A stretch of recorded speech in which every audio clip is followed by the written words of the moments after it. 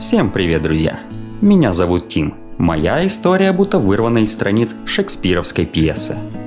Уже год я встречаюсь с прекрасной девушкой. Ее зовут Ева. Но скажу честно, наши свидания должны происходить втайне от родителей. Сейчас расскажу почему. Однажды мы с Евой решили устроить семейный ужин, чтобы познакомить родителей друг с другом.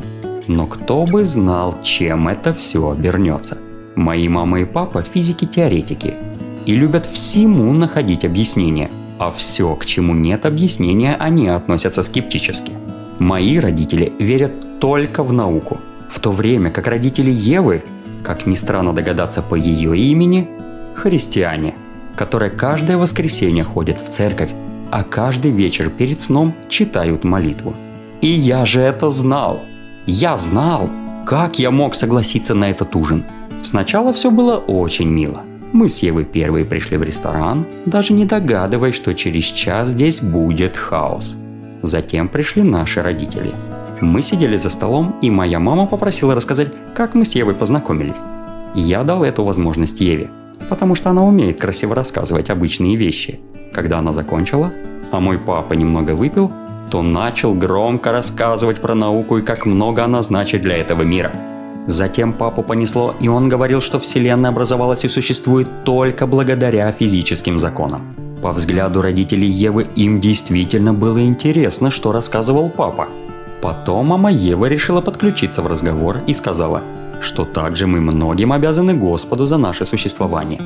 В этот момент я понял, что шкала агрессивности моего отца перешагнула критическую границу. Те слова, которые он наговорил в тот вечер родителям Евы, я повторять не буду. Он от злости даже начал бокалы бить, а потом мой папа чуть не подрался с отцом Евы. Слава богу, охрана вмешалась. В этот вечер отец мне дома вычитал мораль по полной программе и потом сказал, чтобы больше меня рядом с этой девчушкой не было. В этот момент мне захотелось ударить моего отца. Со мной такое впервые. Хорошо, что я сдержался. По словам Евы, ее родители тоже были категорически против меня и наших отношений.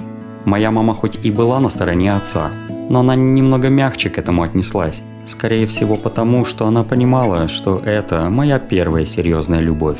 На следующий день мы с Евой встретились, чтобы придумать выход из этого нелегкого положения. Мы даже вспомнили, что сделали Ромео и Джульетта в похожей ситуации, но сразу этот вариант откинули, так как реальная жизнь — это не пьеса. Здесь все по-другому. Через несколько минут раздумий мы просто были в шоке. Я сказал Еве, что послезавтра у моих родителей годовщина свадьбы. Но оказалось, что у родителей Евы тоже в этот день годовщина. Устроить им совместный ужин было бы просто отлично.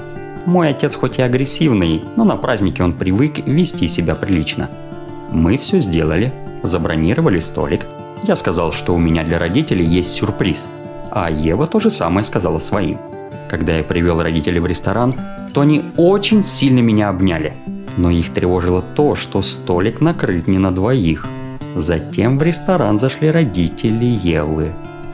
Я смотрел на лицо своего отца и понимал, что он себя не сдержит сейчас. Я уже хотел ему сказать, как вдруг папа Евы меня перебил. Он подошел к моему отцу и протянул ему руку, чтобы поздороваться. И в этот момент сказал, что они должны прекратить это все, потому что у каждого человека есть свое мнение. И если у них мнения не сошлись, то это не должно мешать счастью детей. Как ни странно, но в этот момент мой папа выдохнул, повернулся ко мне и извинился передо мной и Евой. Потом они пошли и сели за стол. Я предложил Еве оставить их, чтобы они спокойно поговорили. Так мы и сделали. Наши родители нашли между собой много общих тем и прекрасно провели вечер, а мы всю ночь провели вместе, гуляя по набережной. На следующий день я даже был шокирован, когда застал папу, читающего Библию. Причем так внимательно, что он даже не обратил на меня внимания, когда я уходил из дома. Не знаю, как там было у Шекспира, но у нас все решилось и без ненужных последствий. Всем хорошего настроения!